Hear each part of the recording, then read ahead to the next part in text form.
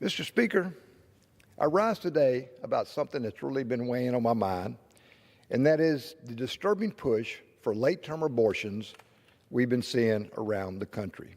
I'm a doctor by trade. I've delivered many babies myself. I've seen babies in the womb on ultrasound wince in pain. I've seen them comforted by their mother's voice. That baby is every bit alive as he or she is when a mother gets to hold her or him for the first time. I do believe that life begins at conception. I believe adoption is always an abortion. And I certainly believe that delivering a baby in the third trimester is a far better for both the mother and the baby than a late-term abortion. Which brings me back to why I wanted to speak tonight.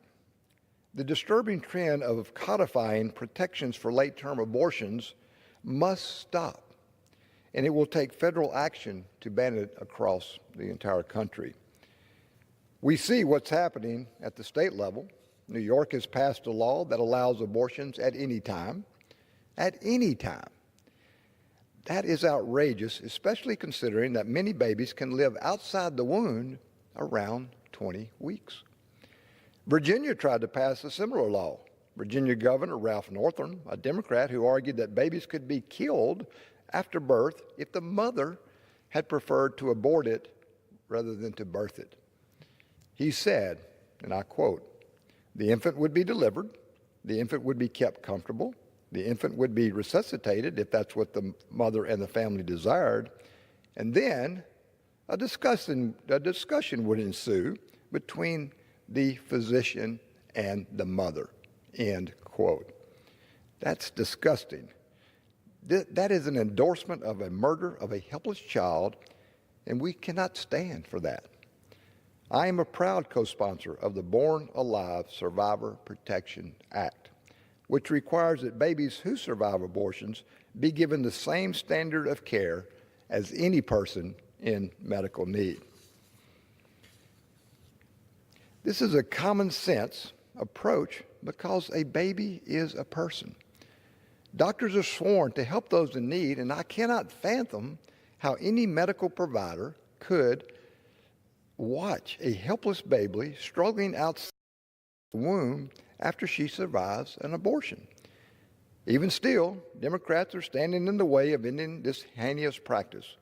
Republicans have tried nearly 30 times to bring to the floor a vote on the Born Alive Survivor Protection Act, and Democrats have blocked it every single time. Thankfully, my colleague Steve Scalise from my great state of Louisiana and Ann Wagner have introduced a discharge petition to go around the Democratic leadership and force a vote on this important bill. I've signed the petition, and my prayer is that the chamber can come together in a bipartisan way to state firmly that the United States of America does not believe in killing babies, especially after they are born. Critics say that it's a woman's choice and that politicians are interfering. If a baby is crying, and he's crying out for help, in an operating room, that is a person, an individual who is entitled to the same life, liberty, and pursuit of happiness that every American is entitled to. Only the individual can decide that path forward for themselves. It's not the choice of anyone else, and a living, breathing baby deserves a chance to live.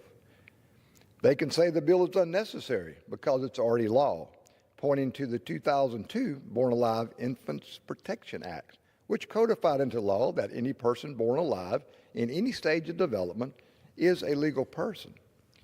Since that time, however, there have been cases where abortion providers did not consider a baby born if it survives an abortion. The Born Alive Survivor Protection Act and further protects babies who survive abortions. The Born Alive Survivor Protection Act is a literal matter of life and death. It is about the core values of what we as Americans and every single politician in state and federal government should clearly and definitely know where we stand on this important bill. My position is clear. I stand with the babies. I stand with life. Thank you, Mr. Speaker, and I yield back.